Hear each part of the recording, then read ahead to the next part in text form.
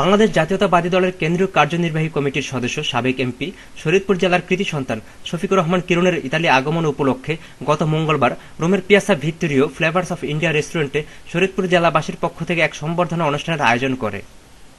Italy যুবদলের সহসভাপতি জাকির হোসেন গনির উপস্থাপনায় এবং শরীয়তপুর জেলার কৃতি সন্তান ইতালি যুবদলের সাংগঠনিক সম্পাদক ঢালি নাসির উদ্দিনের সভাপতিত্বে অনুষ্ঠানে বক্তব্য রাখেন ইতালি যুবদলের সাধারণ সম্পাদক এনামুল হক অসরু, যুবদলের সভাপতি আনিমুর রহমান সালাম, ইতালি বিএনপির সিনিয়র সহসভাপতি মেজবুল ইসলাম বাবু এবং ইতালি বিএনপির সভাপতি রকিতুল্লাহ সহ আরও অনেকে।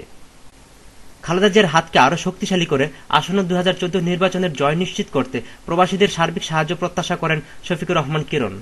আপনাদের কাছ থেকে আমি আশ্বাস চাই, আপনারা যদি সঠিক থাকেন, আপনারা যদি আমাকে সহযোগিতা করেন, আপনাদের কাছ থেকে আমি কোনো অর্থ চাই না, সহযোগিতা চাই আপনাদের পরিবারের সমস্ত ভোট জাতীয়তাবাদীর পক্ষে আসবে এই আশ্বাস যদি পাই, আমার বিশ্বাস কোন শক্তি 2014 সালের নির্বাচনে শফিকুর রহমান কিরণকে টাকায় রাখতে পারবে না।